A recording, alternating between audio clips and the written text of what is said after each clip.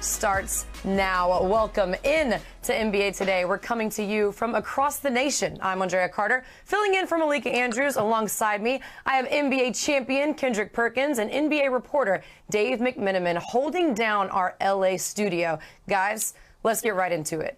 It was an all-time summer for LeBron, Steph, and Team USA in Paris, but it's time to turn our attention back to the NBA. Let's remind folks at home where things stand. The Lakers had a pretty tame offseason by their standards. They hired J.J. Redick as their new coach. D'Angelo Russell opted in for next season. Then they drafted Dalton Knecht and Bronny James and brought LeBron back into the fold in early July. So, Dave, coming to you first, because you've spent a little time around the Lakers. LeBron was just named MVP at the Olympics. Anthony Davis looked fantastic in Paris. Has the success of this summer changed the way the Lakers are approaching this season? Andre, it hasn't. This was not news to the Lakers, even though J.J. Redick and Rob Pelinka made the journey across the Atlantic to be there for the medal round games in Paris to see their players up close.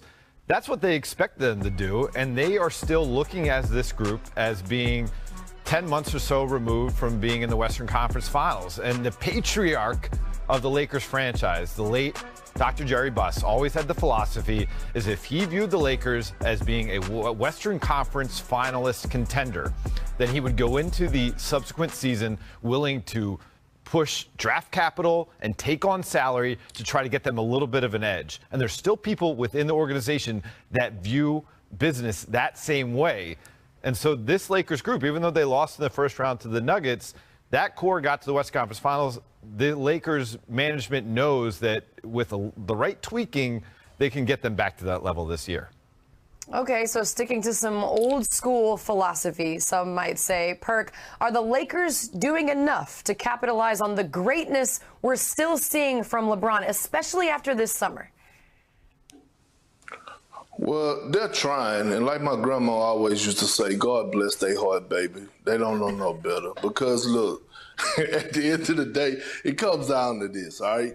We just watched LeBron James and Anthony Davis. They look fantastic in the Olympics. Anthony Davis, the way he anchored that defense, like he's ready to come back, okay? And again, finish up where he left off from last season. But drafting Dalton Knecht and Bronny James, that's not enough.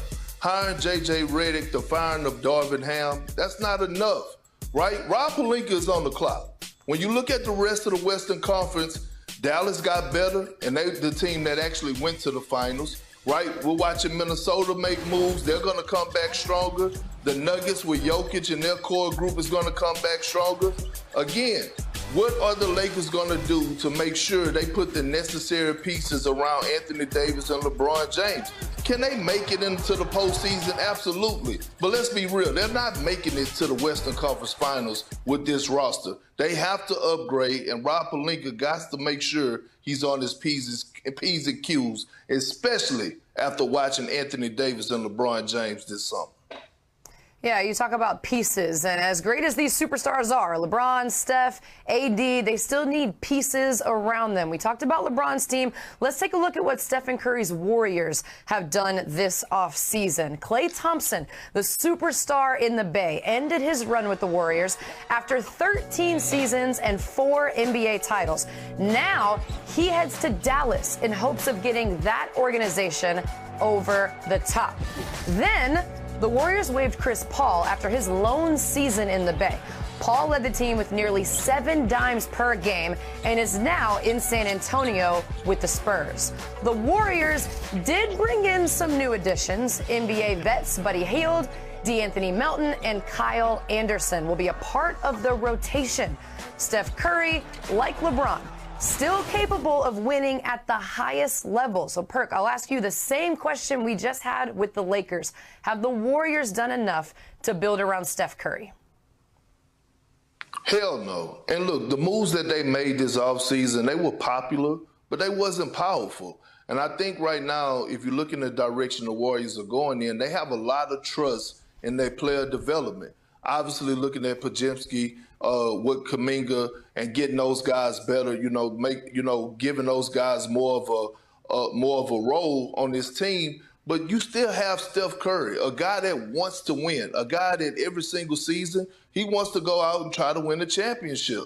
You can see the joy that he played with in the Olympics when he, for us winning the gold medal. It was all over his face, the emotions. We haven't seen that out of Steph Curry since they won their last championship. And that's going on, 2 years now? That's over 2 years now. So when I'm looking at the Warriors, yes, you should be building for the future, but at the same time, you got to keep in mind and make Steph Curry, while you have him, your top priority.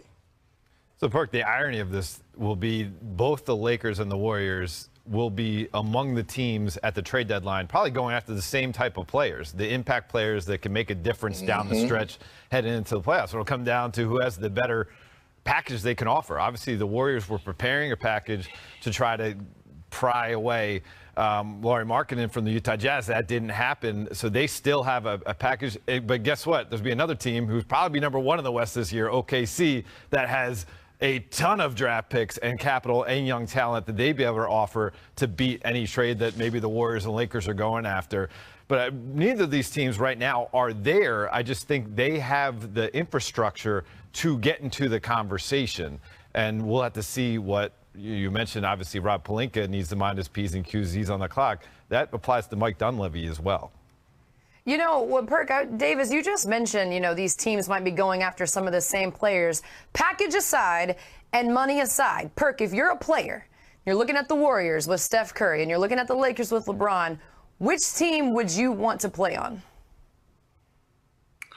To be honest, the eye candy is the Lakers because Anthony Davis, right? Yes, what Steph Curry is going to bring to the table, and yes, what LeBron James are going to do. We're talking about all-time greats. But Anthony Davis is in the middle of his prime. Anthony Davis last year had arguably the best season of his career, making all NBA and I believe it was first team all defense. And when you have a guy like Anthony Davis, and that's your deciding factor, a guy that could, defend all positions, a guy offensively who's one of the most skilled power forwards, that's what makes the Lakers so much more attractive than the Golden State Warriors, especially with them losing Klay.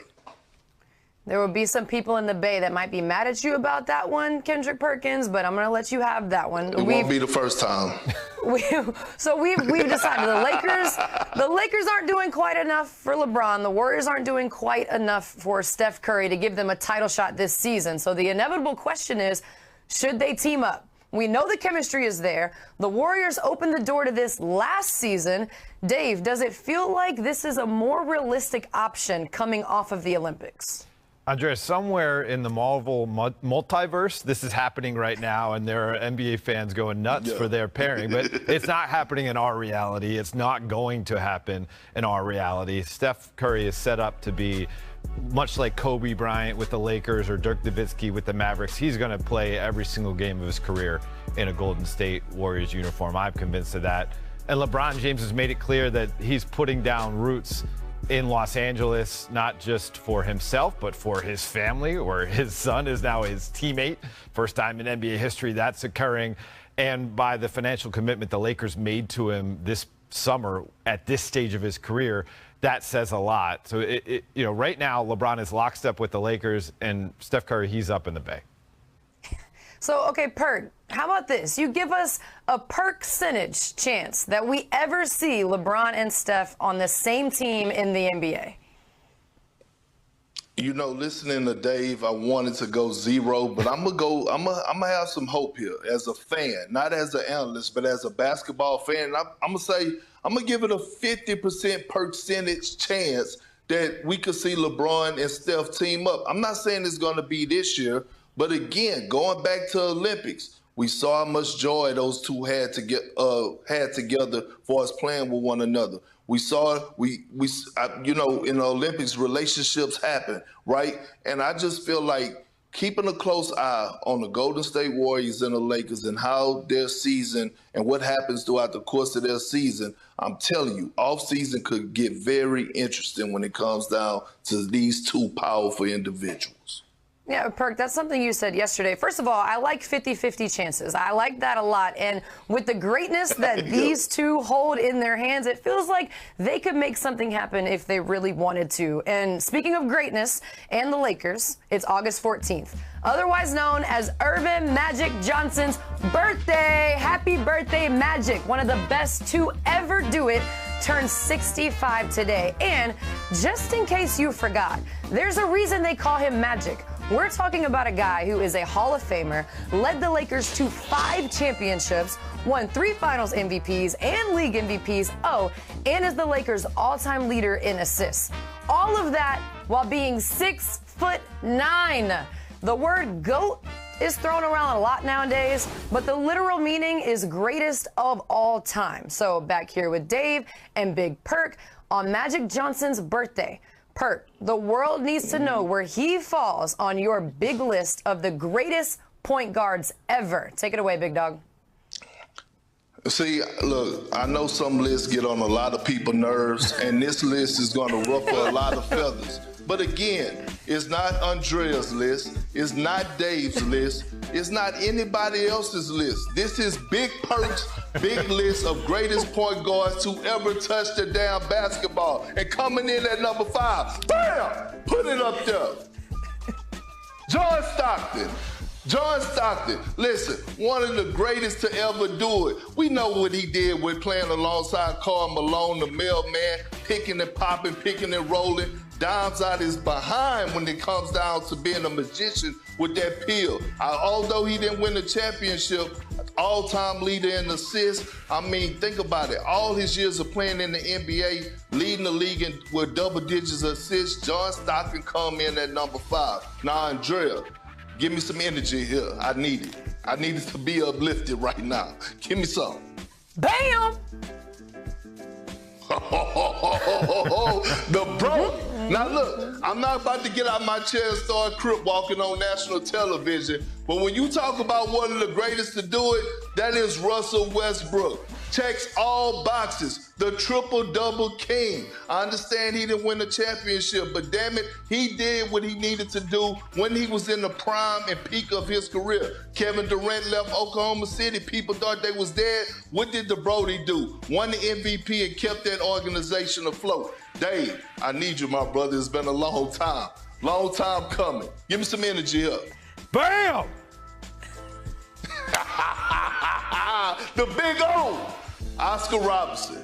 He set the bar for Russell Westbrook. But not only did he average a triple-double for a few seasons or a season or two, but he also won an NBA championship. The big O doing it all fashion. When you talk about being big at the point guard position, when you talking about the physicality that he played with back in the old school. Now, I wasn't born, but damn it, I know my history. Coming in at number 2, I'm going to take it from here. Bam! Put it up there. Magic Johnson. Happy birthday, Magic. We're talking about one of the guys that helped save the NBA.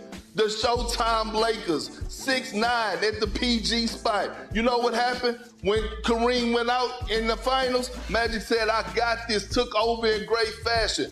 One of the greatest point guards, one of the greatest players to ever touch the damn basketball. Still top 10 player of all time in my eyes. That is Earvin Magic Johnson coming in at number 2 and at number 1. Bam! Put it up there. The light-skinned brother with the green eyes, Steph Curry. And other people could argue about whether or not he's a shooting guard, a point guard. Damn it, he's a point guard to me. He just changed the way the game has been played. He's changed the game forever. Forever when it comes down to the point guard position. One of the most skilled players to ever touch the damn basketball, the greatest shooter of all time. Again, if you get in your feelings, that's your personal problem. This is not your list, this is my list. Big Perk's big list of greatest point guards in NBA history. Well, luckily, Dave and I are on the show, so we get to have a personal problem with this list. Dave, how do you feel about Perk's list? Oh, let's start with the top of the list. I'll quibble, right? Obviously, Steph Curry is fantastic, and he should be in the conversation, but Magic has more MVPs. Magic has more championships. As you mentioned, Magic was a seminal figure in getting the NBA where it is today. and think about what he did jumping center against the Sixers as a rookie. I give the edge to Magic. The bigger problem I have is the back of the list. Where's the point guard? Where's the point guard? Where's CP3? Where's Jason Kidd, who came into the league as Ason Kidd, didn't have a J, and now sits on the top 20 in all-time three-pointers made, plus was key to that championship for the Dallas Mavericks when your guy Russell Westbrook, where's the championship, or John Stockton, where's the championship on their resume? And he's number 2 all-time in assists. Come on, Perk. Whew. Go ahead, Andrea. Well, well, first of all, we're not going to let that little line slide of Ason Kidd because, Dave, that was good. Came into the league without a J. I see you on that one. I got to give Dave credit on that one because it was smooth. I do want to know why Steph Curry over Magic. Like, you explained their greatness both separately, but why do you put Curry ahead of Magic, Perk? Well, I mean, because he changed the game forever, right? When you think about Steph Curry, he's given life to all the young fellas out there that are not 6 foot and above, right? If you're able to shoot the basketball, if you're able to handle the basketball, if you have a great layup package, you got hope to making it to the NBA, right? We're seeing more and more guys that play below the rim are getting drafted and getting the opportunity. When it was a point of time, especially when I came in 2003, well, you had to be 6'5", 6'6". You know, it was almost like an NFL combine, the way they was testing your measurements, your vertical and all that. Now, they still do it, but they're not putting too much emphasis into it because of a guy like Steph Curry. I feel like we could argue, though, that Magic also showed bigs that they could be point guards and they could handle the ball and all the things that they could do. So we're going to leave Perk's list because, Perk, like you said, it's your list. Go ahead. What? You know what else, though? You know what else? Again, it's my list. It's not you and Dave's list. You know what I'm saying? Y'all can make y'all list up and we can do this at the end of the show, but it's my list, okay? It's my list. Okay. It is interesting you left the logo off the list and Isaiah Thomas, but it's fine.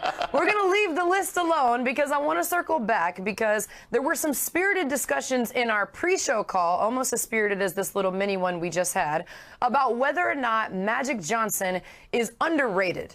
So when thinking of the all-time greats, Dave, do you think Magic deserves more credit? Well, first of all, let's take a 30,000-foot view here. He has accomplished more. As great as he was as a basketball player, he's obviously one of the all-time greats. He's a Hall of Famer, et cetera, et cetera. In my opinion, the greatest point guard ever played the game. He's accomplished more off the court than he did on the court, which is remarkable, and that includes philanthropy. That includes being a face of a very scary medical affliction in the HIV virus and teaching people about that and educating the public, and obviously his business sense, now being owner of multiple sports franchises. And so for all those reasons, I think he's not properly appreciated as much as he's still in the cultural zeitgeist today. And let's just remember this. The NBA had a really tough year, losing Jerry West, the logo, losing Bill Walton. And here we are today celebrating Magic Johnson on his 65th birthday. There are many people in the league who were there for that press conference in 1992 who never thought we'd come close to this day. And so it's just a remarkable life that he continues to live, and live quite vibrantly. Magic could be considered underrated. Perk, I would consider you and your list underrated. You broke a full sweat, my guy, coming off of your list. That's great effort. Top tier effort on your part. And it is your list, and we'll get to that in just a minute. But later tonight on ESPN, the debut of ESPN Films' Rhythm Masters explores the rhythmic connection between music and sports. Grammy award-winning artist Mickey Hart, drummer of the legendary rock band The Grateful Dead, takes us on a sonic journey, artfully weaving his original score and his conversations with iconic voices from the world of sports, including the biggest Dead fan in all of sports, the late beloved Bill Walton. Welcome back to WNBA today. With the W resuming tomorrow, two of the biggest stories of the second half will be Caitlin Clark and Angel Reese, who are both making rookie history. Caitlin is on pace to set the rookie assist mark, which would pass Tisha Penicheiro in 1998. And Angel has a lead for the best rebounding season by a rookie, slightly ahead of Tina Charles's 2010 mark. So we're going to welcome back in the great Kendrick Perkins for a little WNBA talk. What you got, Big Perk? Oh, it's not what I got. See, look, Andre, let me tell you how this goes sometimes. I know I'm the analyst in the basketball space, but sometimes I become the producer, and sometimes at points I take over and be the host. So now I got a few questions for you, right? Okay, when it comes down to Caitlin Clark and Angel Reese, two all-stars, rookies who've been doing their thing, I need to know from an expert like yourself, what are your expectations for the both of them for the rest of the season? You know what, Perk? I like how you switched it up. That was very big time of you. You've got the space to do that. I respect it. When it comes to Caitlin Clark and Angel Reese, I would say continued greatness. Like you mentioned the All-Star game. That is just one example of how both Caitlin and Angel continue to rise to the occasion. Whether it was a big game on the college stage, whether it was a record that had to be broken in college, coming into the professional level, performing at this level, breaking records in half of a season that were set in full seasons. We have seen that from both of them. So I expect continued greatness and continued chemistry from Caitlin Clark and Angel Reese with their teams. It has been amazing watching these two operate. They are doing what we saw in college. They have brought that to the pro level at some points when people didn't even think they would be able to perform this way. I've been blown away by both. They both got a little bit of rest after a long college season, jumping right into the WNBA. The biggest difference in the Rookie of the Year race will be how their teams perform. The Fever got hot right towards the end of that break. Their chemistry, they were gelling. Chicago had great chemistry, in my opinion, and then they made a big-time trade that could impact their team when they traded away Marina Mabrey. So how their teams play and perform could come into that Rookie of the Year discussion. We will see. So still some questions there on the teams. No questions on Caitlin and Angel. I expect them to be great. You know who else I have no questions about, Perk? Your favorite player. Your favorite player in the league, A'ja Wilson. Because another massive story for the second half will be the play and continued greatness of A'ja Wilson. She is averaging 27 points, 12 rebounds, and almost 3 blocks per game this season in the WNBA. But exactly how good is that? Let me tell you. It's excellent. A'ja hasn't won the MVP yet, but currently she is averaging more points and rebounds than any WNBA MVP winning season ever. She's also tied with Lisa Leslie's 2004 MVP season for blocks, with just under 3 blocks a game. Perk, coming back to you, because you do know a little something about A'ja Wilson in the WNBA. Is A'ja Wilson having the greatest season in WNBA history? Yes. Yes. And she is a problem. She is a problem. And getting it done on both ends, almost averaging 3 blocks a game. You know what she's going to do on that glass. She's going to clean up that glass like a fresh bottle of Windex. But offensively, that 27-piece wing dinner, all flats, habanero style, that's a problem. Adding to her game. You have seen it, Andrea, right? When you talk about her pulling up for the jump shots, the face up off the post, those elbow free throw line knockdowns, and she's somewhat expanded to the three-point shot. You know what I mean? She's the best player in the league. And I said this the other day, when it's all said and done, I feel like we're going to be calling her the GOAT. But I'm going to let you break down the tape. Because you know you jack of all trades. You do it all. Damn it, we need you to host, you do it. We need you to provide analysts, you do it. Damn it, we need you to break it down. The floor is yours. I'm just trying to be as great as A'ja Wilson and do a little bit of everything, okay? So let's talk about A'ja and where her game has grown. You mentioned it, extended range, being in the mid-range. She's also getting downhill. Watch the handles. Whoop! Crossover, low, left to right, then gets right to her left hand to finish with a little sidestep at the rim and then extended range. Confidence from beyond the three-point line. This is her best three-point shooting when it comes to field goal percentage that she has had in her career at 39%, and then midi-committee. Watch her put the ball on the floor. This is a one-on-one matchup, and she is dangerous. Ball on the floor, little back step, side step, and is able to knock it down. She has been absolutely incredible this season. You cannot say enough about A'ja Wilson and what she has been able to do for the Aces, and she is running away with that WNBA MVP title, Perk. I'm telling you, when it comes to title... Go ahead. Go ahead.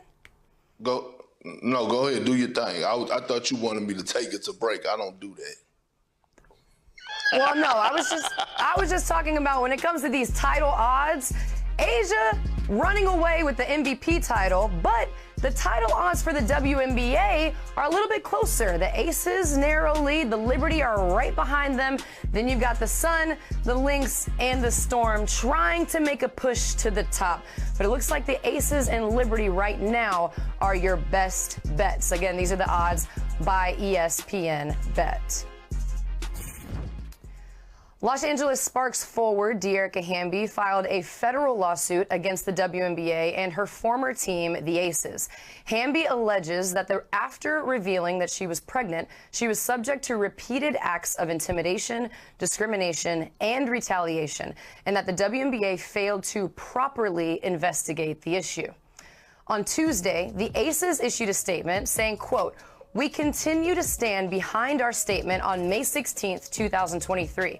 which is when the Aces said the team stands by coach Becky Hammon, who is named in the lawsuit. Given that this is an ongoing litigation, continued quote, "we will have no further comment at this time." Hammon was suspended 2 games by the WNBA. Every single game. There's over 1,200 games on this NBA schedule, and we are going to break it all down. Now, when it comes to the games that we are looking the most forward to, Dave, I'm going to go to you. Tomorrow, when we announce that schedule, what are you looking for first when it comes to matchups? When LeBron and the Lakers are playing the Intuit Dome. Personally, because I want to see what it's like to actually cover a game there. It's going to be the best basketball arena in the entire world. And I want to see if the Clipper fans make the trek to Inglewood and Steve Ballmer's grand experiment to create this great home environment actually occurs, or if it just be like we've always seen when the Lakers play in LA, even if it's the Clippers home game, that everybody's cheering for LeBron and the Lakers. I'm going to go to the East Coast. I'm gonna go to the East Coast. The defending champs, the Boston Celtics, against the Knicks. The Knicks talked about all season long how they made moves to match up with the Boston Celtics. That's why they went out and got Mikal Bridges. I need to see what Julius Randle is looking like after he missed the remaining of the second half of last season, and how Mikal Bridges is going to fit. OG Anunoby coming back healthy. That's the measuring stick for the Knicks, and I'm looking forward to seeing my boy Big Body Bronson. You know, I'm not going to let this slide. You all both picked the home teams, but that's okay. I'm going to go with Dallas at Boston. I want to see Kyrie, Luka, and Clay in Boston, especially if Kyrie can get over that hump when it comes to playing in Boston. So a rematch of the NBA Finals. We'll get into all of that when we release the schedule. But looking back really quickly, in case you missed it, 7-time Super Bowl champion Tom Brady met with LeBron James and the rest of Team USA at a star-studded party in Paris to celebrate the 50th anniversary of USA basketball. Afterwards, Brady weighed in on how he would fill out an NFL roster with players from the gold medal men's squad. Let's see what he had to say. Joel Ant at tight end, then I got LeBron at receiver because I think I can utilize him better. He's got more. I think Tatum's my quarterback, Ant's my running back, and I need one more receiver. Who do we like? Dev? Taking D-Book. I've seen his skill. He can go vertical, he's got speed, work over the middle. All right, Perk, not that I'm asking you to critique Brady's eye for football talent, because we know he's the GOAT over there, but you know I'm going to ask, any issues with TB12's lineup choices, knowing the Hoopers and who they are? You know what? I'm surprised about Devin Booker being in there. I think I would take him out and probably put in Drew Holiday. I think Drew Holiday is like jack of all trades, could pretty much play any position offensively, especially at the receiver and the slot. So that's the only thing I would critique about the great Tom Brady list.